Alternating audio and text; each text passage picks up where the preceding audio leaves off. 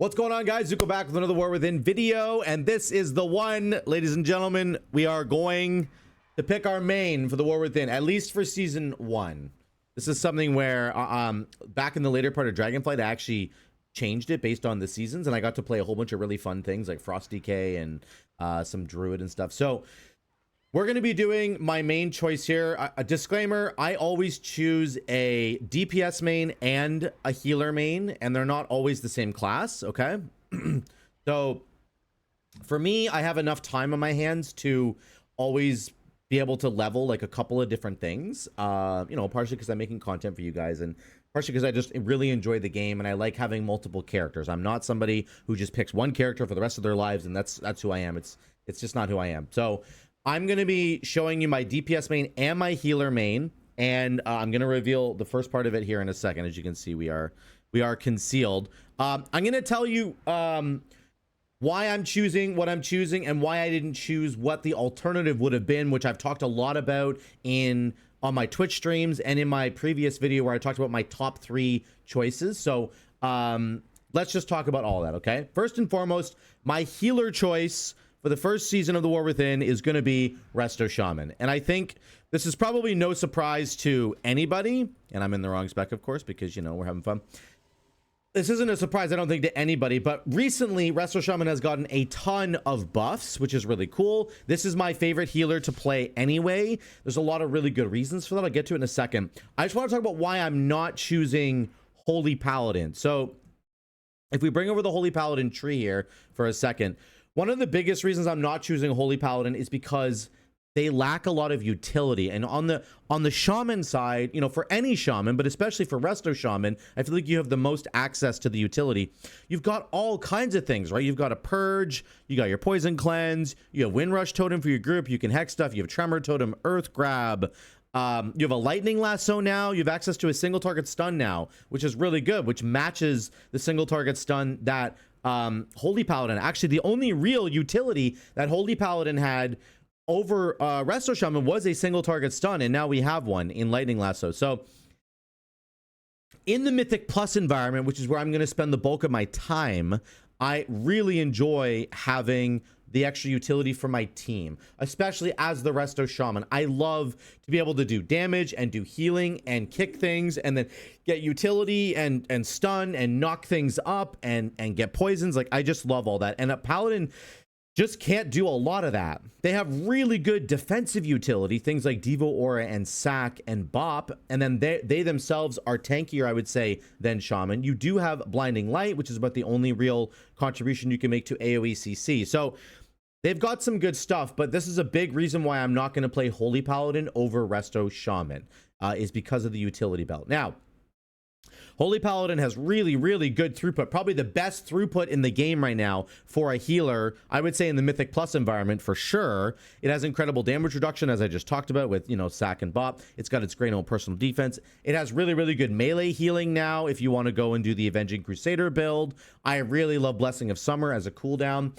Don't take this video as me saying Holy Paladin is bad. It's not. Holy Paladin is just as good as Resto Shaman throughput-wise. It might even be a little bit better than Resto Shaman throughput-wise. But for me, it's not just about the big healing numbers at the end of the day. It's about what else does my spec bring, and it really lacks the utility. That's a huge problem for me. As far as the hero trees go, Holy Paladin is actually great. Once again, there isn't a whole lot of like interesting things going on here, but there's a lot of throughput in the hero trees.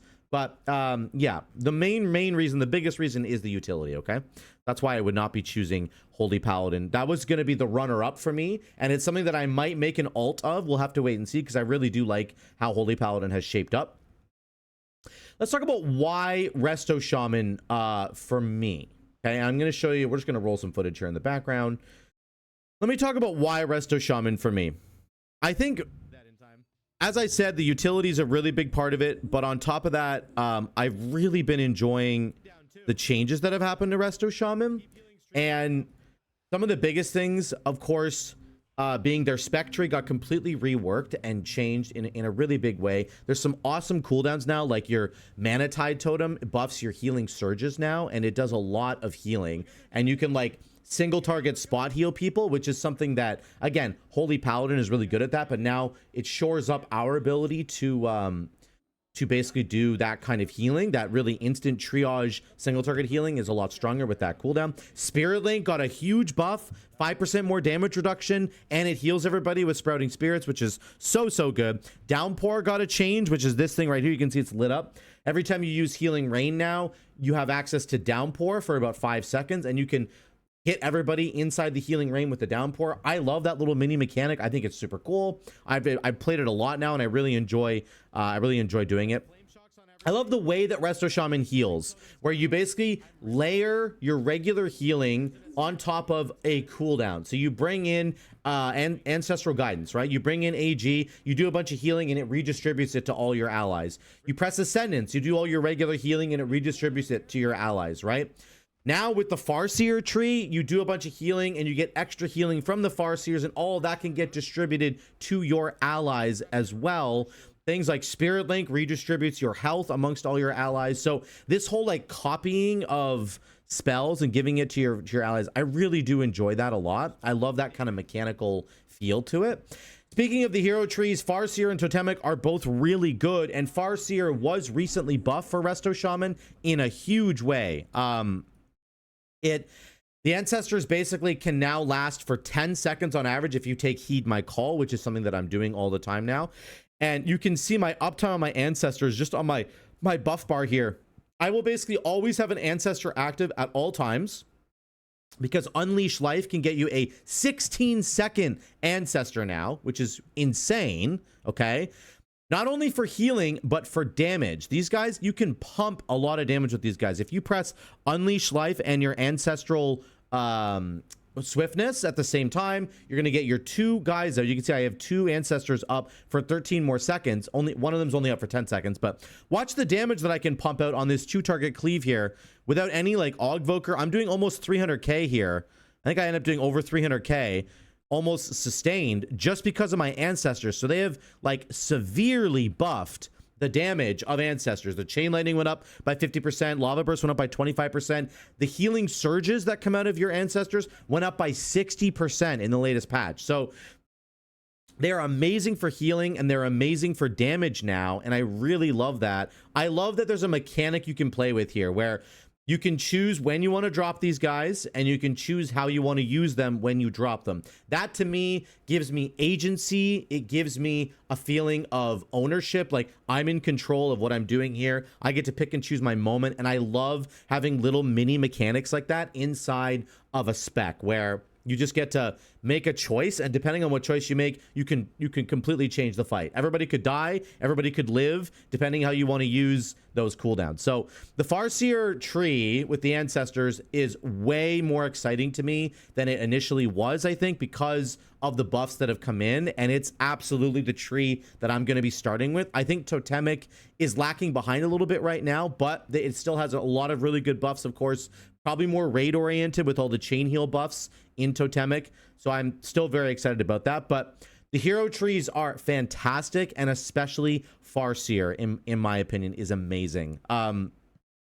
Moving on to defense for Resto Shaman. Again, comparing it to Pally, it's not quite as good, but there have been recent buffs to defense for Shaman in general. The Stone Bulwark Totem that we have all been using got recently mega buffed, and it now gives you a shield for about 50% of your maximum HP when you drop it. And then it keeps ramping up more shielding the longer it stays on the ground. So it starts at 50% of your max HP, and then it goes up from there. Like, I'm dropping with this totem right now, and it does like 2.3 million HP on drop, and then it keeps getting more and more. It's just like crazy. So that's a real defensive cooldown now. And then you also have Astral Shift, which is a 40% DR, and then you also have your Earth Elemental, which can give you 15% more health and 5% damage reduction. So on top of that, they've added a couple of more sort of smaller buffs, but they're actually very significant. This little flower icon right up here means that I have recently kicked the boss, and I get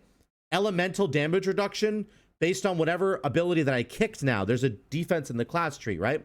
So again, we have one of the best kicks in the game. I'm going to use it all the time if I can, and I can keep up this defensive buff by kicking this guy, and then whatever damage type he was about to do to me, I now have 15% damage reduction against that damage type, which is super good. Very, very, very cool. On top of that, of course, you always have Earth Shield, which gives you 5% damage reduction with the talent in the Resto Shaman tree. So there's a lot of defense now actually coming through for Shaman in general, but also because of Resto Shaman. And like Healing Stream Totem also gives you damage reduction now. It's not as good as the Hunter rework, I will tell you that. And it's not as good as Holy Paladin, but it's still very, very good. And I think that I'm happy enough with the state of the defenses there, which is really good. Okay. Last but not least, we have a new raid and party buff. We have the new Sky Reach, whatever it is, Sky something. And you're going to put it on everybody. It gives them 2% mastery. It gives melee people 20% chance to have their auto attacks hit again. I think, genuinely, this buff is better than Arcane Intellect in certain situations. If you're running in a key with a full melee group, it is way better to have a Shaman. So you could support, you could have like a warrior and like a paladin tank, and then like a vengeance DH and like a or like a havoc DH and like a rogue, and then you, right? And you're going to give all those guys a chance for their auto attacks to hit again. Pally would be really good. Rep Pally, Arms Warrior. These guys would really benefit from that. And you bringing it as a Resto Shaman rather than an Enhanced Shaman is amazing. That's an extra tool that you can bring to the group. So very, very excited about Resto Shaman. That is going to be my main. I'm also going to be playing it in the raid for my guild. That was not a part of my decision, honestly. That's something that I'm going to have to be doing anyway, but that wasn't like the biggest part of my decision. That was just sort of an afterthought there. But let's move on to my DPS main. And I had a choice here. Basically, I was looking really and seriously at Feral Druid, and then I was looking at Enhancement Shaman or Ellie Shaman. And I'm going to tell you right now that I have decided to go with Ellie Shaman as my DPS main for at least this first season in the War Within. Let me tell you why. Basically, over the last couple of days, I have been playing on Ellie Shaman, and I have been absolutely loving it. It has been so much fun. Feral has been something that I have also thoroughly enjoyed, and I think that Feral, I think Feral will be my alt. It might be Holy Paladin or Feral. I think it's probably going to be Feral because I love Feral Druid so much with the Wildstalker tree. The problem with Feral is that its energy regen got nuked so incredibly hard right now. Blizzard just doesn't like Feral for some reason, and they nuked it. And so playing it is very, very difficult with low stats. Once you get up to like 40% crit or something, I think it's going to feel a little bit better. But right now it feels abysmal on the beta. Like your energy regen is just like 0. It's really annoying. Also, Berserk is kind of a lame cooldown. Now they did recently buff all of the Shaman stuff. All of the Feral Druid stuff. So that's been another good reason to play it. But I'm going to tell you why I'm actually going to play Ellie Shaman instead. And in particular, the choice between Ellie Shaman and Enhancement Shaman, because Enhancement Shaman is looking amazing. And now I think Ellie Shaman is right up there as well.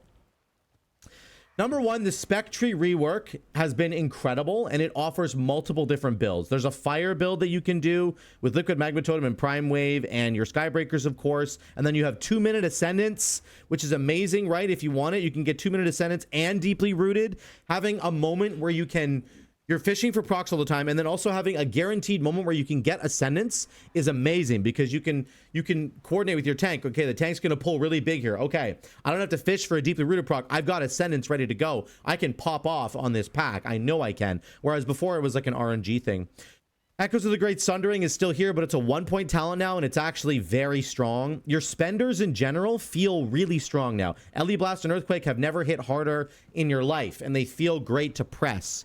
Ice Fury got reworked to be a passive trait, and it is the best rework from like an active to a passive button that I think I've ever seen in this game. It feels amazing when you get an Ice Fury proc and you press it, and then you press Flame Shock and you get a free Ellie Blast, and that Ellie Blast can proc Elemental Equilibrium, and the Ellie Blast will give you the Ellie Blast buffs like crit or mastery or haste. Like, it's just so cool how that works together. Our crits have never been bigger. Because of Primordial Fury, we get 25% additional critical strike damage, which is amazing. I've been messing around with Aftershock versus Surge of Power. There's just so much going on with this tree that I love. And it's like there's a fire build, there's a lightning build with Stormbringer, and now actually last night, I was literally just fooling around with this hybrid lightning build with Farseer, because Farseer recently got buffed, right? With Heed My Call, giving your ancestors a longer thing, as I said, with Resto Shaman. So this build actually was pumping a crazy amount of damage, and it was like a fire and lightning kind of combined together. And I'm just so excited for the possibilities of Ellie Shaman, and along with all the defensive stuff that I talked about earlier, and the utility that Ellie Shaman can bring, because you're still a shaman. It's just really good. Like defensively, you basically always have an elemental up, so you're always taking 5% less damage. And then, you know, again, the season wins buff right there. And then you could take elemental resistance. You've got your elemental warding, 6% less damage for magic there. I just love Ellie Shaman right now, and it's so much fun to play. And I'm gonna show you just like me having an absolute blast on it right here. Just give me 1 second. Okay, here it is. I found it. This is me just going absolutely crazy. So there's just, there's the Ice Fury proc, by the way. Like, this is me doing a fire build, by the way. This is like a pure fire build, and the damage is incredible, and it feels incredibly fun to play. Look at the just meatballs flying out of me. The ancestors actually are bugged right now. They're not casting Elemental Blast when they die, which would be another buff that you could get to this build. We're edging it, boys. But you get like, look at all the LE blasts coming out of me with the overload. Damage spread. I have 1, 2, 3 LE blast buffs right now. Good. I'm hitting both of them equally. You're welcome. Another double LE blast. Like, it just feels so good to play this thing. You have tons of mobility because you have instant cast Lava Burst if you get a Lava Surge proc. You've got your Frost Shocks that are instant. You got Ancestral Swiftness, which comes off cooldown all the time. Oh, the LE blasts. Oh, give me more. How is this not my main? This was like last night, right? So I hadn't decided on my main yet. But let me just tell you guys, if you're on the fence at all about playing Ellie Shaman, if you're wondering if it's going to be fun, I'm telling you right now, it's the most fun I'm having on the beta. It's not even close. When you get like multiple Ellie blasts going up. Oh, I guess my ancestor did do an Ellie blast right there. Oh, never mind. Maybe I'm wrong. Let's see if this ancestor does one right here. Yeah, there it goes. There's an LE blast right there. Okay, so it is working. Never mind. My point is simply to say that LE blast is so much fun. It is ridiculously fun. Like it's the most fun I'm having on the beta right now. It's the most fun I've had in a while. Yes, it's been turbo buffed. I get that, and people are really scared that it's going to get nerfed. I understand. I get your fear, but I don't think Blizzard is going to do that, and it's not just because I'm biased towards Ellie Shaman.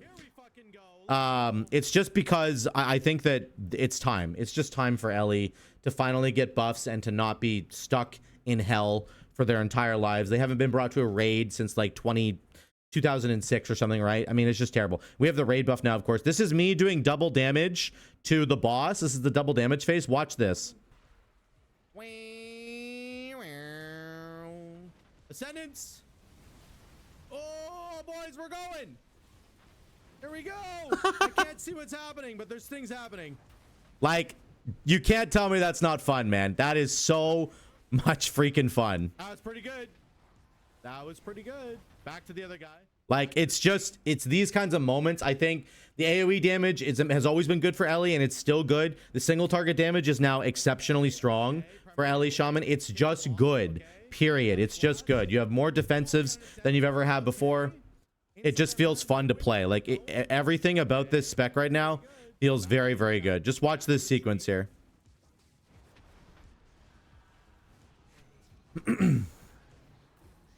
Okay. Primordial Wave. Kick the boss. Okay. LE Blast. Oh, we got an Ascendance proc. Okay. Inside our Prime Wave window. We're going.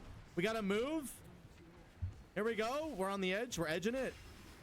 Okay. Kick the boss again. Collect an orb. Again, if I kick the boss, I now have 2 stacks of this damage reduction for kicking the boss. Collect another orb. I can't move while casting. There's just a lot of good stuff. Let me get it.